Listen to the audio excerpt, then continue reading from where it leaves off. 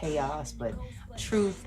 And I felt like I could hear that, you know, even listening to that version. We have a few different versions of Girl on Fire, but listening to that version with Nikki, I really felt like in that 360 reality audio, just listening to it from that perspective, I felt all that emotion that comes through so strong with that. And even, you know, I think one of our favorite things about Girl on Fire is it was the first time we started to really discover that less is more. Yep.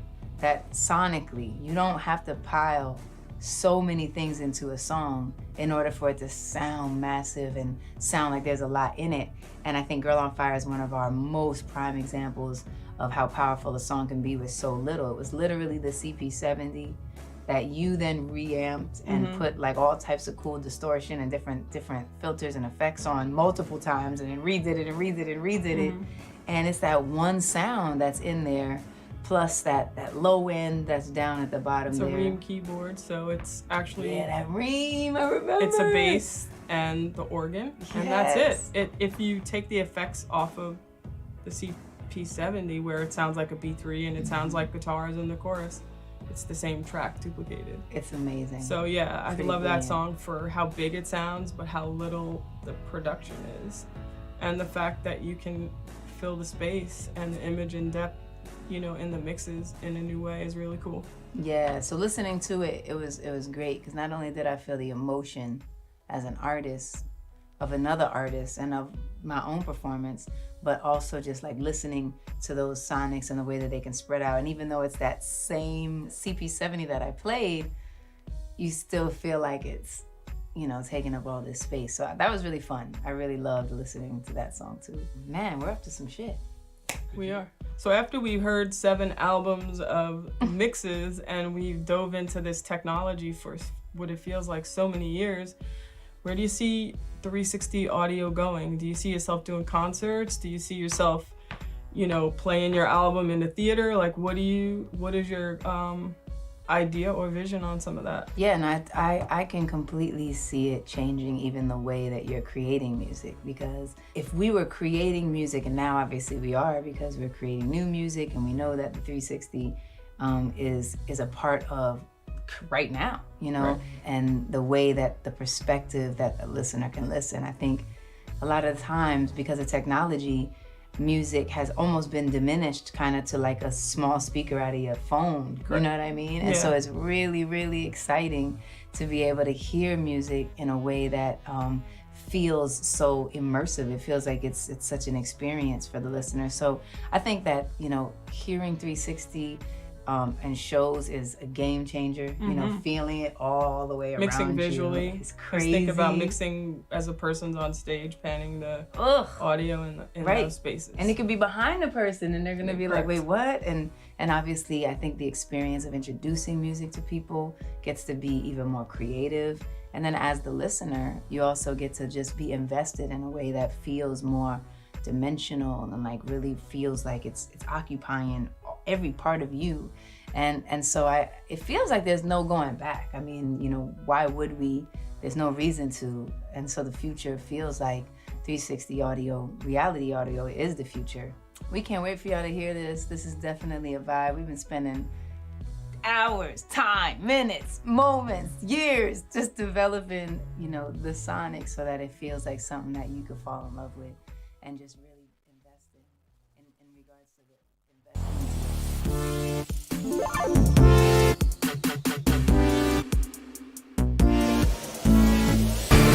Ready? I'm very ready. We're so ready to do this.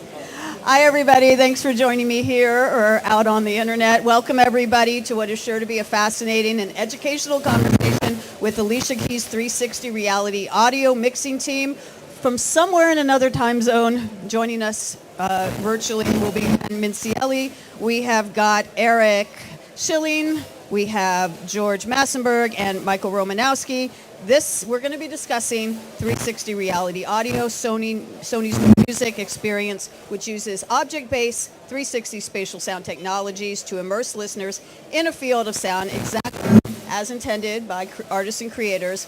And I kind of buried lead because you just won a Grammy, you guys. Congratulations, everybody. Yay. So Alicia Keys, this is better. Sorry about that, guys. So Alicia Keys won for its 360 reality audio mixes. It won the Grammy Award for Best Immersive Audio Album for Alicia. And this is the team that are at the forefront of this technology that made that happen. So again, congratulations. We're going to just dive right into it because I think it's really important to note that that basically Alicia Keys' catalog is the first artist catalog mixed and mastered commercially and released in 360 reality audio. So you four are pioneers, and this was a multi-year journey. But before we dive, and there's Anne right there. Hi, Anne. Anne is. Hey, how's it going, everyone? Great. Live and direct from Germany. What time is it where you're at, Anne? 8 p.m. 8 p.m. Thank you so much for joining us. So, Anne, you and I met last year. It was also virtual. It was also on Zoom when you won the Mad Skills Award at the She Rocks Awards in 2021. But I have not met these fine gentlemen. So why don't we all just go around and sort of, like, very quickly introduce yourselves and briefly describe how you came to be part of this incredible team that's doing this groundbreaking work for Alicia Keys and Sony.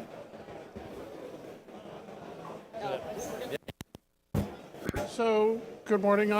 I'm Eric,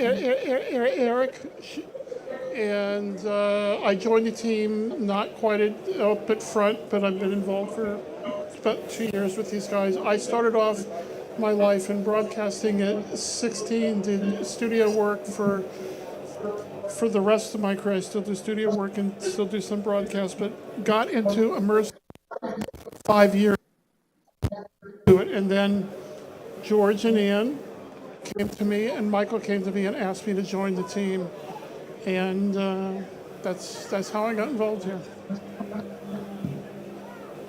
I am George Massenburg.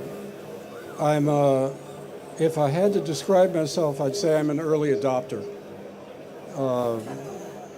which means I do a lot of experimenting and seeing what these technologies actually can do artistically. So Anne came to me after she saw my studio at Blackbird in Nashville and said, would you be interested in doing immersive mix? And I immediately said yes and love the artist for many reasons. And Anne and I got started. I immediately was aware that I was overwhelmed and that I needed help. And Eric's been one of my favorite mixers, a colleague of Phil Ramone's, an early 5.1 adopter, and a great engineer, just a great stereo engineer. And so that's how the team evolved. And we did 8 records? We're on our 8th. We're on our 8th. And they're not little records. Big records. 15 or 16 songs. Cuts. So, I mean, and then we threw all this at this guy. And there's the cue. Ooh, hello. There we go. This is on and off. Hello. I'm Michael Romanowski. I just have to... Let's try. I'll try to keep going. Hello. Dude, he says, wait, just mic check. I'm gonna, yeah, it's you.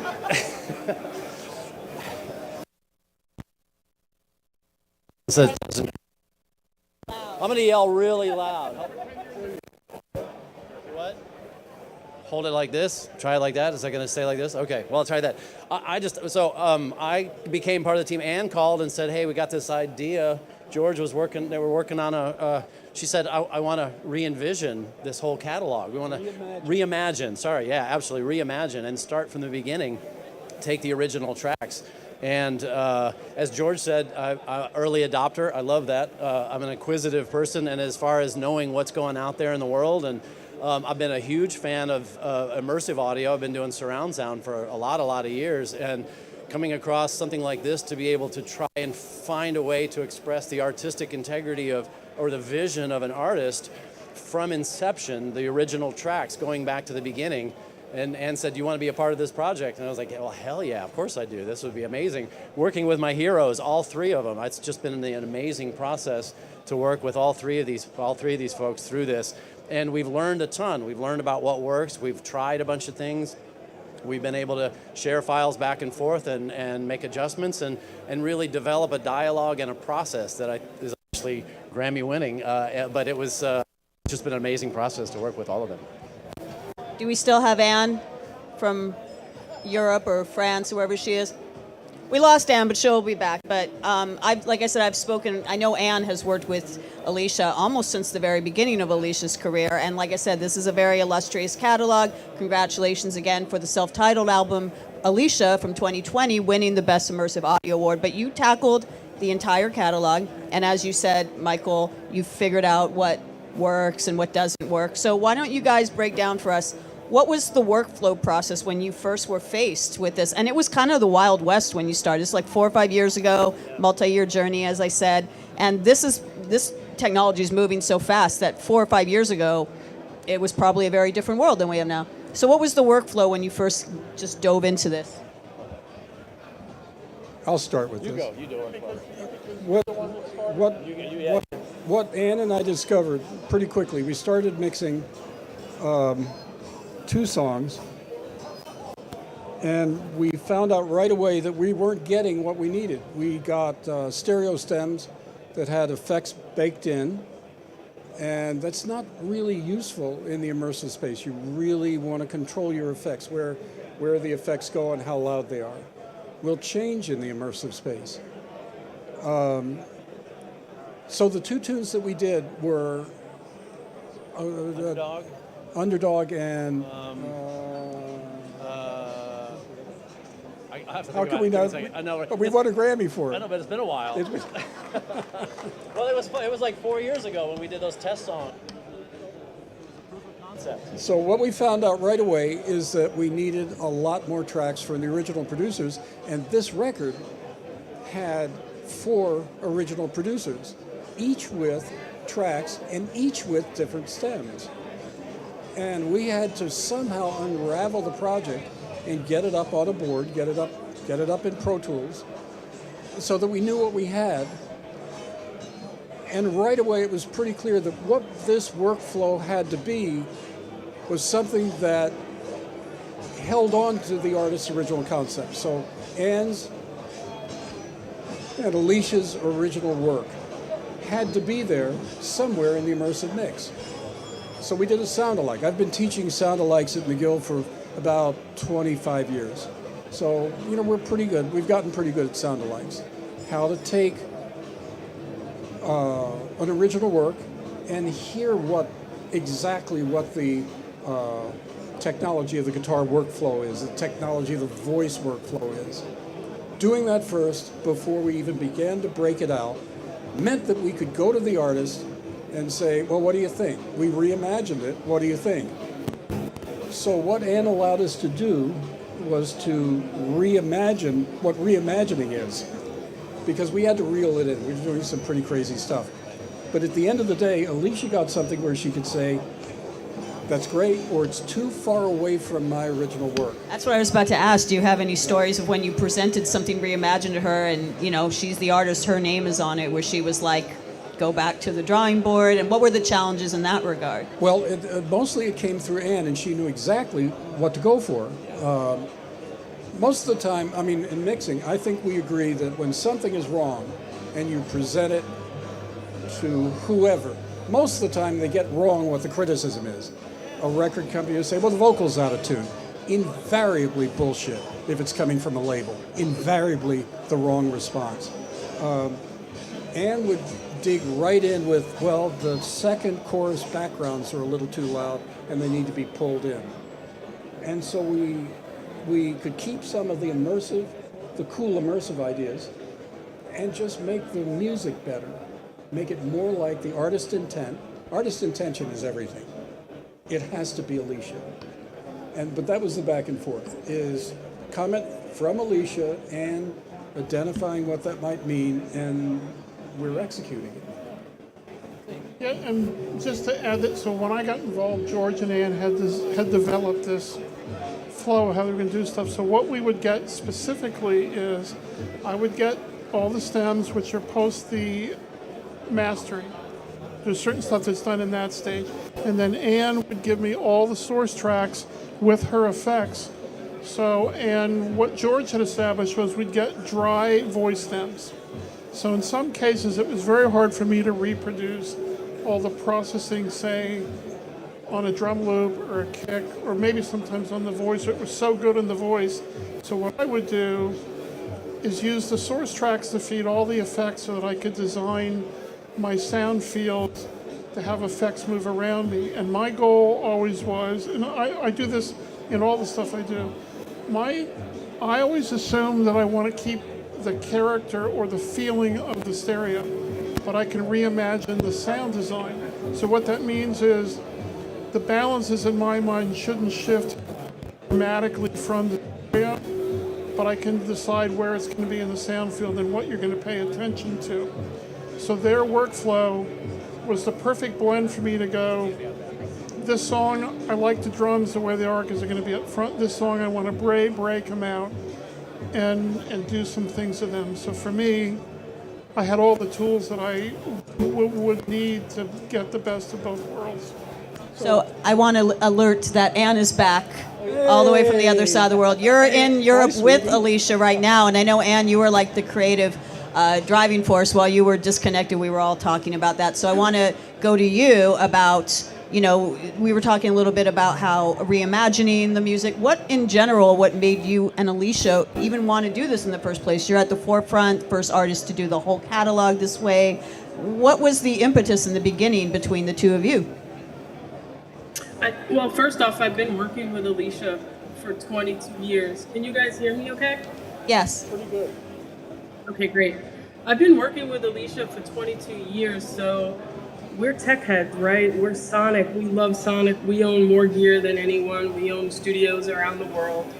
And the goal was to really, if we want to get involved with the technology, how do we develop it and how do we make it evolve, right? So I've been dealing with 360 audio. I first started with Michael joining a panel or like a meeting and then a committee, and I started to really try and academically understand what it was, and then realized that at the same time we're signed to Sony, and we love technology and 360 audio. We came together and collaborated, and we mixed 8 albums, and the goal was to make it a hybrid, and we started doing this before there was any type of structure, in the immersive space. Now labels are finally understanding it, and they're realizing that we have to treat this like we treat working on an album. We need a mastering engineer to deliver assets. We need someone that I recorded every note for the past 22 years. I made these albums from scratch, from a blank piece of paper, so I understand how to bring all the parts back together, and the opportunity to pull the raw files in and mix the stuff from scratch. And if we want to pull a stem in, we'll use the stem. But the goal is to broaden the technology, and the only way to broaden it is to, keep developing it and keep pushing those boundaries. And we've come so far, right, in the work of developing the software and all the parts around it, whether it's the DSPs, the plugin companies, the software companies. It's all ever evolving every day. Back to that. I was just going to add to that and Ann was just visionary from the start, realizing what was working and what was representing the artist along the way. You asked about our process and going through this. It became clear early on that to engage the listener beyond what was there, we had to go back, not the stems, not the work that was done to create the stereo, but as Eric said, you want to respect the balance, but you've got a chance to engage the listener. What I like to think of as an active listener versus a passive listener. And this format allows people to be actively listening to what's going on, but taking musically and creatively, but taking those, maybe the stems or the files or whatever was meant for a stereo work didn't work in this, it didn't capture that same sense of engagement. So we found early on that we had to go back a step further and start listening to the original files and listening to the tracks and finding a way to honor the art, but to be able to take a step forward and help develop the tools to engage the listener. Absolutely. I want to say one more thing about recreating the original mix, Anne's original mix. It meant that I had to go out and buy every single plugin that all the mixers had ever used. I spent $10,000 on plugins. No. And I think we learned from that, right, George? Like, I think we, in our process of building these files back to send to you, which, because they were raw files, we started to render our plugins. This way you didn't have to look for a plugin from, 1999, like, Yeah. we started to render and find a really, as Eric probably mentioned, a really good template to put the mastered files in, bounce whatever plugins and render whatever plugins in place. So George didn't have to spin his wheels on, the plugin versions. And we found a really good balance and flow that is the reason why it worked. But the other thing is we couldn't reinvent the mix. I mean, we have preferences of how we like to do a mix. It's not about us. It was about respecting Anne's work and some of these other mixers. And also want to add to that, what I enjoyed about the process was, I enjoyed hearing how Anne and Alicia constructed a song and heard it, their approach to drum loops. So for me, it was a learning process too. And during the process, like Alicia and Anne came once to my studio. Anne came a few times. They would come, they were very focused. We'd go through, as George said, the notes were very specific. So that process worked very well, but most importantly, because it was group work, if I did a mix, Anne would hear it, I'd send it to George and Michael to see if they had any thoughts or feedback. So the feedback that we got amongst us was helpful to refine. So if George mixed half and I mixed half, it was still consistent in terms of sound.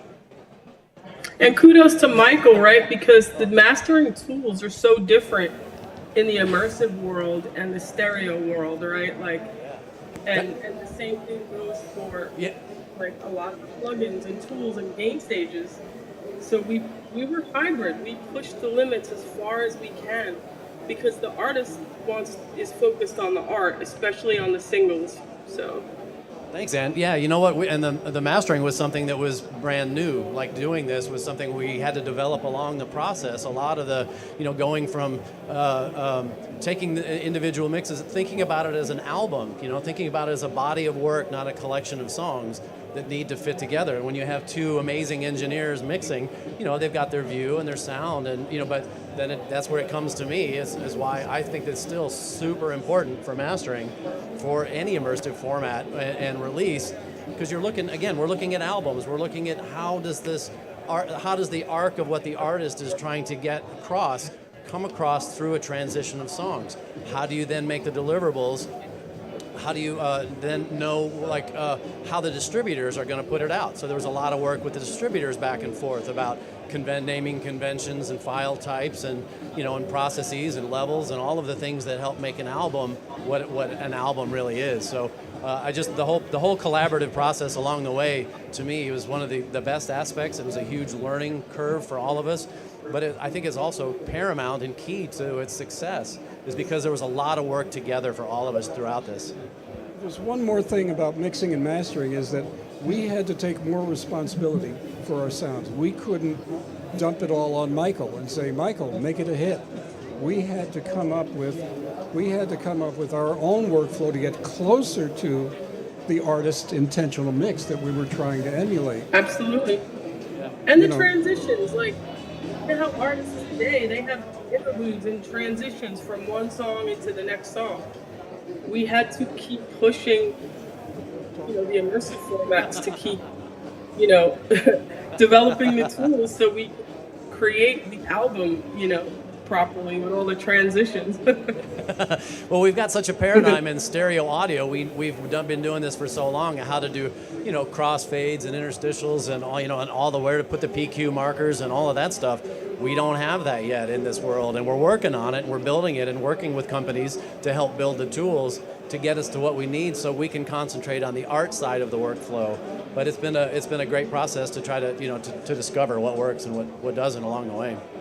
Well, I definitely want to get into that. You're joining us here at the booth or online. I'm Lyndsey Parker from Yahoo Entertainment, Sirius XM Volume, and I'm joined by the Grammy-winning team that does the 360 RA audio for Alicia Keys. We've got, I want to make sure the order, we got Eric Schilling, Massenburg, and Michael Romanowski, and joining us all the way from Europe, where she is at with Alicia Keys, and Mincieli, who has been with Alicia almost from the beginning. So a lot of different points of view here. You all bring different things to the table. So this is a question that's kind of for all of you, but certainly we're talking about, at the end of the day, Alicia's name is on this. I mean, the album that you won the Grammy for is called Alicia.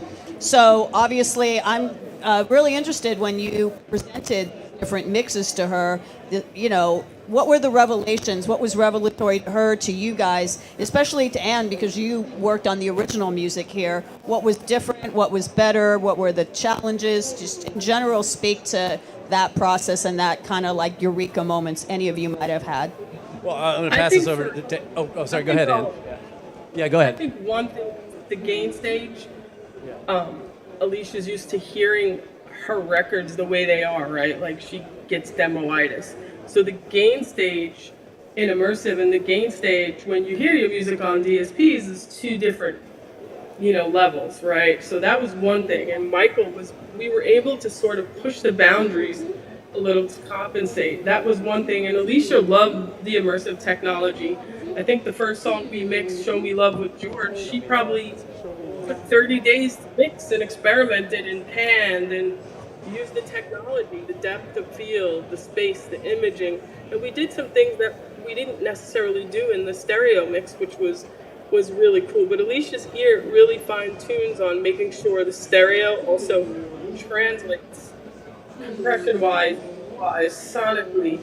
And then from there, that's your foundation. Now experiment and explore. Yeah, put the choirs in the background. Do a automated pan on a rim shot, on delay throws, all of that fun stuff. I just thought it was so great that Alicia was so involved in it. To answer your question, that as an artist, this is her music, and the fact that she's so engaged, involved, as a fan, as a listener, it pays very close attention to how she's represented, that she was involved in it from the start. I think that's huge with any immersive record or any record that the artist is a part of it. I want to mention one thing that we learned, and when we were listening in the Dolby space in Chelsea, in New York, and Alicia came down and heard it in 916 for the first time and listened to the cut we're near the sweet spot, then listened to it again, moving around the room, listened to it again, moving to the back, and had the patience and imagination to make a suggestion, which was the right suggestion, which was the lead vocal needs to come up a little bit. And so we compromised and we turned it up a little bit and we brought the lead vocal forward in the immersive space into the room. She listened to it again and said, no, it's too different. Move it back. And it came up a little bit, but it wasn't solved by just moving it very subtly in the immersive space. And she realized that we had changed the calculus of the mix. You're a really great listener. Eric, you want to... Go ahead, Eric. Go ahead, Eric. Well, no, I mean, one of the things that I was not surprised by, but very impressed by, is Alicia's very focused. She's really aware of what she's hearing. So like George said, the things that she would say and her and Anne would sort out to really impart to me about things they felt were very right on the mark. I was just very impressed by her focus. And as George says, I always think it's important the people that create the art have a say-so in this process and get to hear it. Because as I always say, especially with like awards for sound, you don't win awards for sound unless the content itself is spectacular. You don't so that part of it for me was like I said, I got to sort of learn how they hear and learn from them, and the focus was very helpful and a great thing to watch. And I think for Eric, he works with us a lot in broadcast through the years, so he had a working relationship with us. We fly with Eric. He's part of our travel team sometimes to certain venues, and we've done a lot of Grammy stuff together and iHeart stuff together on a lot of the shows. And that's the beauty that Eric understands her, and he understands the live element in what she does as well. And, you know, it's just a really great team.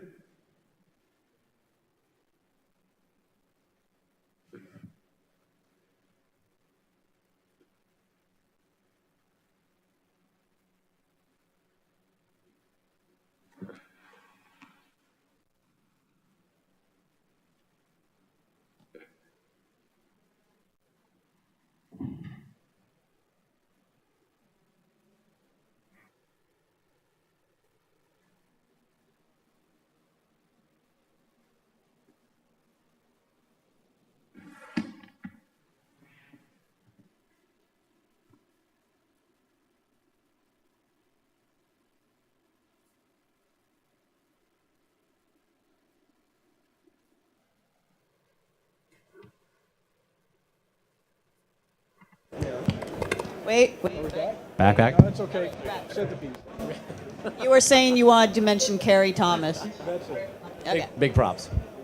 Okay. So I mentioned sort of at the top of this panel, I don't know if it was when Ann you were on, that this whole realm, it was the Wild West when you started. It's a multi-year journey, 4+ years. I am very curious about the challenges when you went to the record label or whatever, where people were like, 360 reality audio, what's that? Or basically also the fact that this technology was almost changing in real time. It was in a different place 4 years ago. You obviously were very ahead of the curve. You're at the front of the curve now. But what were the challenges when you began this project in terms of doubters, or in terms of the fact that there were no rules really then? You were writing the rules yourselves. I would say that's the question for Ann, because she fought that fight. I'd love to hear about that fight. I'd like to Good hear for- Ann's Well, I think, perspective. for us, for me, with Sony, they have their own technology, so they were developing it. It was just really pushing them to develop it a little further. You know, not having to switch from using Pro Tools. Now they have a software that actually works, right? And we were mixing before that software was even out, right? So they work really hard to develop their technology. And I think at the same time, you know, what happened is there's been a lot of partnerships in the past year with other DSPs, Sony with Amazon, Atmos with Apple, and we have to remember it's the artist's art at the end of the day. And the reason why we love Sony is it just translates well. Our mix that we have really translates well when you listen in 360, 360 audio, whether you're listening, you have the ability to listen on speakers or you have your headphones. But the thing is, it still needs to evolve and it still needs to develop. And all the DSPs need to let the artist lead. They can't dictate to the artists how the files should be, how the gain stages should be, how, they're changing your mix once they import it into their systems. It could grow even further if the partnerships would, it's one thing about the promotion to promote the new technologies, but still stand behind a lot of the development, and, there's no DSP in the world that's going to force us to, what's the right word? Compromise the art or the mix. And we're fighting that great fight every day. There's, again, we mixed from scratch every song. And there's DSPs saying, oh, just use the stems. Don't venture far off into the, unknown world. Just pull the stems up. Well, the stems don't work in stereo because there's reverbs and everything that don't work when you start to pan and spread and use objects. So, you know, it's a constant battle, but a battle in a good way because we're making progress.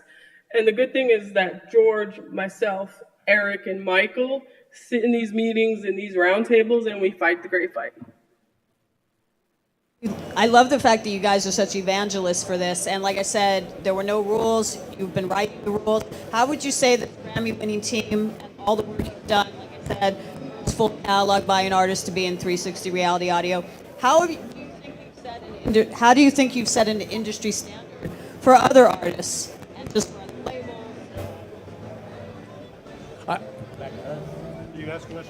Sorry, I don't know if people could hear me. Like I said, this team is a Grammy-winning team, a team at the forefront. First catalog is Alicia's full artist catalog to be in 360 RA. How do you feel you have set a template, an industry standard for other artists, other labels, other producers, laid the groundwork for the future, really? First thing, no compromise. And I have to go back to the last question, just give Ann again total props for being that perfect person in between the artist and representing the artist and fighting the fight with the labels to make sure that the integrity was maintained throughout, to work with the tools, to work with the delivery, but also make sure that so the art and science of what this is to go out. Ann was just stellar in envisioning this from the start. But I'll pass that off. Great. I think, nice to see you, pal. I think one of the things that has come out of this is that when we listen to our mixes in the studio, I mean, I monitor in 714 physical, and I'll listen to different renders just to see what my mix sounds like with different renders. I'll listen to it in physical, listen to it in Atmos, listen to an Atmos binaural, which is still broken. Headphone. They're not listening. They say it's unfixable. We'll go talk to them. And listening in RA360 and then making the very best compromise in between these deliveries. And I think that's maybe something that has rubbed off, is one thing. The other thing is that we insisted on working from original tracks when we had to break out effects. Insisted on it, and Ann was right there with artists, other producers, and other labels. Other producers in particular who were giving us stereo stems with baked-in effects. That was good. Good to have that. And that's kind of become more the rule, is you've got to give us something to work with. We can't just get stereo stems. So what happens is now we're redoing stems for the labels, so that they can have more, other mixers can have more choices. In terms of being able to set a trend or a standard, I would say the main thing on this for me was the fact that we had enough time to really do this correctly. I've been asked through getting involved in this process sometimes, can you do it in 4 hours or 5 hours? And I can't, and I won't take those projects. Because part of what we're doing is we're doing a mix, but we're also doing sound design. And I always tell people that half of the time I spend is sound design. So in terms of setting a trend, Ann was able to get us enough funding, and I'm now seeing more projects being done with more funding to be done correctly where you have the time. The other thing is we all talk to a lot of our peers through this process. So in setting standards or creating trends, it's really a grassroots thing where we, like Greg is over there who we're friends with, and we talk a lot about ways to work. So it's a combination of that and the fact that that we had enough time to do this correctly. Just one last thing is, I think one of the things that we helped achieve with this is to try to set the bar high. This is what we're trying, this is what this format and what music can be. And it's unacceptable to just sort of push it out. If the consumers are going to grab onto this as something as a moving forward, as a way to listen, we have to put our best foot forward, not just a foot forward. We have to be able to try to reach and try to make it as good as we can. And I think this whole process was a way of learning those best practices and a way to be able to set the standards for what we hope other people will be able to start doing music-wise and start getting more stuff out there. That's how the consumers are going to dig this if it takes them somewhere beyond where they already are right now. And I think that was one of the things that we really worked hard for on this project, was to make sure that this entire catalog, as you say, sets this whole high bar for what can be done, what it can sound like, and what it can be when it's done right. I don't know if we still have Anne. I think Anne might have dropped off again, but hopefully, because I know she comes from more of the creative side, but how would you say that 360 RA opens up creative avenues for musicians and producers? Like, this is an exciting new world, and for artists and musicians who want to dive into it the way Alicia has so enthusiastically with Anne, what benefits does it have in terms of, opening up new creative worlds for them?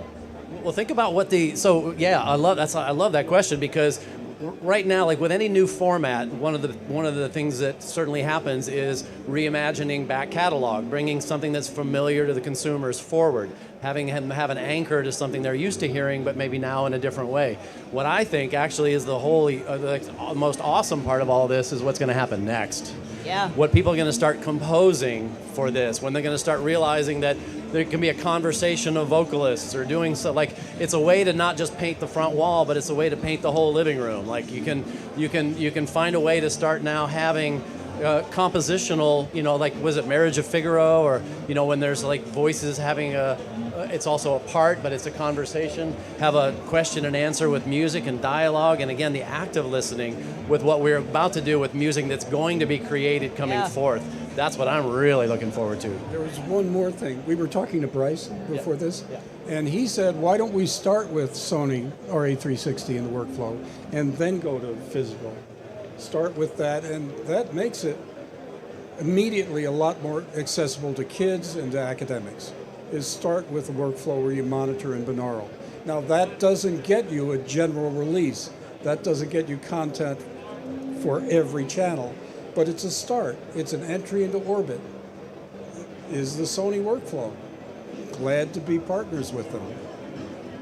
Eric, do you want to speak a little bit about the future in terms of advice for artists or producers who are creating new music with this format in mind? Well, I think both of you have said, I think when you're creating new content, you want to think about the format you're creating in, because you're going to think in a different way. And the tools are now that the tools don't cost that much, and you can get started in a pretty simple way. So I think the most important thing is you can creatively think about what you're composing or what you're going to produce in this format. Of course, it still has to work in stereo, at least for a number of years, but starting this way I think would be a good way to start. Do each of you have like one piece of advice for an artist or producer who is basically where you guys were 4 or 5 years ago, like just getting started, they really want to dive into this? Where do they start? It's all about listening. I was going to say exactly what George just said. Listening, experiment, just try things, see what happens. That's how you learn. Is you got to take a couple steps forward, maybe a step back, maybe a step forward. Try things, experiment with how things fold down, or experiment on different listening systems. Experiment with things that are may cause phasing problems or may not. Like know how sounds combine. I think one of the other things is to step back from our paradigm that we have right now of trying to force so much information out of two speakers. All of the processing that has to get done to create that is a thing, and well worn. We've been doing it for a while. Maybe clear the mind a little bit and step back and try things that you're not used to, that are different, and see how it works. Well, and don't rely on the same old things. Yeah. Don't rely on crushing tracks. Don't rely on crushing drums. We're past that. It's over. That's 5 minutes ago. Don't do that anymore. We're done with that. Have I made my point? I mean, just to kind of touch on what both of my friends here have said, when I first got into this, I did a lot of experimenting. I tried things. I put up a song, tried things in different places, see how it worked. I did develop a style, but I still do that when I mix. I'll spend a lot of time experimenting with, and that's, I think, what you're going to need to do. But at the end of the day, you need to, you'll find the style, The tools don't cost that much to use them at this point, and I would just experiment, but know that you still use the same skills you have. I still use my skills to mix. It's just it's just a larger space that I do it in. But don't be afraid to try things. Anything we can do to make the listener an active listener versus a passive listener brings them into the music. And when it's like to me sometimes watching how a movie is made, and you go green screen and you see all, and then you start looking for those things. What we really want out of people listening to music is to listen to the artist and not pay attention to anything other than what they're trying to present to you so the more that we can pull the listener in, experiment with ways that work, push you in, pull you back, find out what works and try it. Actually, you teed up my next question perfectly, Michael. I am a listener. I am a fan. I am not a producer. I'm not an artist myself. As a listener, as an Alicia Keys fan who's familiar with this catalog, the way it was originally created, like, what are the optimal ways for a consumer, a layperson like myself, to enjoy this music, like in terms of what I listen to it on, what kind of headphones, what kind of device? Well, we've got a couple of suggestions how not to listen to it. I'm all for that, too, the do's and the don'ts. No, I'm afraid. No, don't listen on an Echo Studio Pro. They don't work. Don't expect them to work. It's a gateway drug. It's a gateway drug. Well, there are a lot of ways. So there's streaming platforms. So there's Tidal and Amazon. There's and I'm sure all of the streaming platforms at some point, because there are different formats, are going to be able to handle as many different immersive formats as possible. But you've got headphones, you've got sound bars. There's a great, like medium stuff like Sonos. There's upscale stuff like the Ambio soundbar from Sennheiser, fantastic. Sony headphones are really great. I mean, they're really great at listening back. I'm a fan of speakers because that's how I like to listen. Not everybody can do that, but there's a lot of different ways. I'm sure cars are coming along to be able to listen. We would like Apple earphones and earbuds to be much better, but it would require conversation with Apple. And that's unlikely to happen because they don't listen. Apple doesn't listen. So that's a message. Well, we have Ann back, so I want to make sure we maximize this. And we were talking about as a fan, layperson like myself, who's familiar with Alicia Keys' catalog as it was originally released. What is the optimal listening experience or experiences to listen to this catalog now in 360 RA? I think a lot of people are listening. If I'm a consumer, they're listening with headphones. And I think that Sony's reach, they have the biggest reach in how many headphones they have out in the real world. Their sound bars, right? Obviously, everyone's developing their sound bars. But I think headphones, also the ear pods, as they call them, are really popular and what people can afford. I personally love the sound bar we've got used to, me and Eric, when we're listening to, is the Sennheiser bar, right, Eric? Yes. That's good. Sounded and amazing. then I got really used to Eric's room in listening to all the mixes we did and figuring out how it translates on a sound bar. We had unlocked versions of the Amazon devices, but yeah, it's a little bit like everyone. Some people have sound bars, pro consumers have sound bars, and Amazon Echo, the new version, and then most people are in headphones, right? So, I know, George. No, I don't think I have much to add to this except to say that I know that 99% of folks aren't going to have a bunch of speakers. That's just not going to happen. The soundbar experience, if you're listening at home, can be really, really good if you set it up right. Zan's saying we took it up to Alicia's studio she had for a year on the West Coast. I could not believe how great it worked in that room. And then the Sony headphone experience, the one thing I want to comment about it is, one of the things I like about it is the localization is very good and it keeps the balances. All headphone experiences are going to have color. They're going to have color to them to an extent, but their headphone stuff is I think is quite good.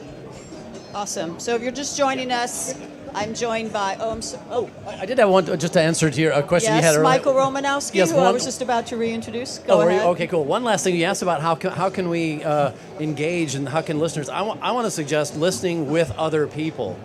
The other thing about listening, to get listening and having a dialogue. We're getting into a world. Headphones are great, and it's an awesome experience because you take rooms out of the equation and all of that. But when you sit and listen with other people and have those dialogues and talk about what you're hearing, that's how we elevate this. Awesome. So yes, if you're just joining us, I'm joined by Michael Romanowski, Eric Schilling, and George Massenburg, and from Europe on Skype, and Mincieli. They're the Grammy-winning team. They just won a Grammy for Best Immersive Audio for Alicia. They did the entire catalog for Alicia Keys in 360 RA, and so again, congratulations. And thank you for your time, and thank you, Anne. I know it's late over where you are on the other side of the planet, but I want to make sure we have time to get some questions from the audience. Does anyone have a question for this amazing team? I'm going to walk this over to you. First and foremost, thank you for your contribution, and my friend Preston introduced me. Go sideways or away from the speaker. Sorry, but Yeah, I apologize for that. There you go, right there. Okay. First and foremost, thank you again. My friend Preston introduced me and let me know who you guys was. I understand Earth, Wind, and Fire and countless artists. I'm an advocate. I'm sorry. What I'd like to ask, there we go. Okay. Yeah. Okay. Actually, Standing right here. Okay. There we go. We're getting introduction how to do microphones. That's good. What I'd like to ask you is, I've spent countless money on headphones, and it's very good that you're talking on the topic, though. What are the sounds in the future that we're to look for? Because like you, I'm old school. I still have my floor model speakers that comes out. When I'm listening to my music, I'm listening for the keyboards, the synthesizers, the direct sounds that come out. And I've been noticing that it's getting away from that sound, but it's still in the future, kind of, sort of. But what do we expect for that sound that brings us in when you guys engineer is what I'm looking for?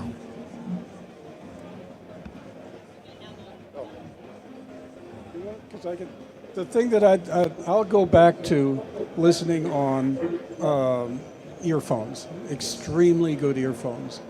And I listen on Audis. I have Audis LCD 3s. I've just heard the LCD 5s. They're not cheap, but you can hear the grass grow. I can hear everything in perspective and depth and detail. And then I'll take that experience to speakers. And then I'll take the speaker experience to multi-channel. But for me, headphones are the gateway, because I can hear what's there without any bullshit. What's there? That's exactly. And I think realistically, for the average everyday person, when the cars really come up to speed, and people can, somehow listen in their car to some of this stuff as opposed to just headphones. I believe some of the car companies are just starting to experiment with this stuff, but I think in the future, the car dealerships and car companies will expand the technology. You asked about what's coming next, perhaps, like one of those things. So I think one of the things that we find is with headphones is everybody's ear is different. How we hear, some people need open back headphones, some people need closed back headphones. Some people need head tracking, some people not. I think what's going to be coming on the horizon is a way more easier way, a way more I don't know how it's accessible way to do HRTFs, to measure your own ears and incorporate that in your hearing. Because the more that you get back to knowing, headphones are generic. There's a speaker placed right next to your ear, but when the speaker can now, or the algorithm knows a little bit more about what your particular ear type is, you're going to have a better experience. You're going to have more localization. You're going to have more depth of field, all those kinds of things. So here's a pitch for Sony, because Sony has been a leader in individualized HRTFs, and we very much appreciate it. Well done. Keep doing it. Keep going. I expect at one point we're going to walk into a drugstore and have a little booth where you just put a helmet on, or you sit there and it just measures your head and then downloads to your phone and you're ready to go. All right. Anthony, how are you guys doing? Hello. You made a very interesting point about headphones taking away the room for the listener and how you can expand music for people. Can you expand on that a little bit more? Because I really believe that the headphones are nice, but we can't communicate with each other no more. When I'm over here jamming to my thing, you're over there jamming. So we've lost that communication factor in music. So I would love to hear all their perspectives on what we can all do. You're totally right. Like so a couple of things, like taking the room out of the equation is like every room has a sound. Every car, every whatever you are has a sound that gets added to it. Well, actually, it's something you said there with playing with headphones and people playing together. Like I noticed when in recording sessions, when people have headphones on, they're playing their instrument more than they're playing the song. And when you can hear each other, you start mixing yourself and playing with each other, not just playing your one part and focusing on like what you're doing. So then it becomes more of a group and an engagement. But that's why I said, listening and having conversations, if you listen on headphones, but talk about it with other people, because that dialogue, talk about experience, is just like working together, recording something where you're playing the same song, not necessarily the same instrument. So I want to add one thing for those of you who give musicians their individual Mackie mixers and have them make their own mixes. Don't do that. Don't let them mix themselves. Have you ever heard the mixes they come up with? They're fucking horrible. They're horrible. You can't play music like that. They have to have, I built a studio where the musicians can sit in a room and hear each other without headphones. What an amazing concept. Isn't that how Motown worked? Isn't that how the great R&B, the great Atlantic, and the great Stax worked? Arden Studios were great sounding rooms. Muscle Shoals, just have the musicians play their instruments and look at each other. And it starts there. So, yeah, we're listening on headphones now, but it's not the only thing we do. And we do listen in real rooms. I'm just And I that's tracking Alicia piano and vocals sometimes, George. Oh, yeah. She doesn't want to wear headphones. She wants to hear her voice in the room, and it balances the dynamic. And she can balance the dynamic between how she sings and how she plays. And it all molds together in a different way when you're disconnected here. In terms of 360 and the listening experience, that's why I'm such a soundbar fan, because it can be a communal experience. And if you get a good soundbar, you get it into a good room. The first time I heard I think we're a soundbar away. Who's Yeah. going to crack the code for the soundbar that we all love, that works for the consumers? We're just like a soundbar away, right? Even though George is just sitting there like, what are you talking about, Ann? But I really think for the consumer, Any other questions? yeah. If so, step right up. Grab the mic. Anyone else? No? All right. Well, thank you. Thank you, Eric, George, Michael, and Ann, especially, from so far away. I've been Lyndsey Parker. Thank you, everybody, for watching. Have a great day at NAMM. Thanks, everyone. That was cool.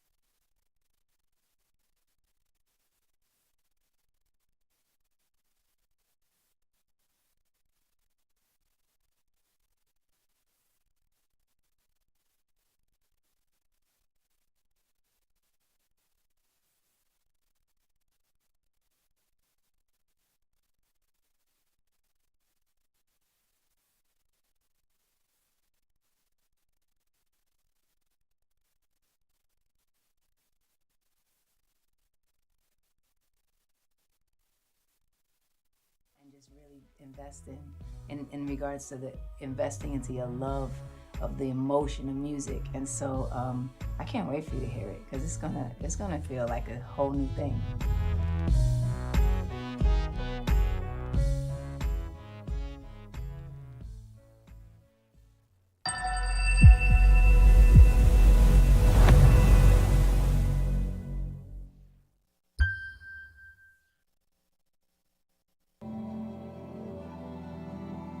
Hi, I'm Tony Viscanti. I'm a record producer, friend of David Bowie for 48 years, and I've produced about half of his album output. I met David Bowie one afternoon in the office of my publisher. We instantly bonded because I loved all things British, he loved all things American, and we had just all this stuff in common. When I hear Space Oddity now, it does take me back.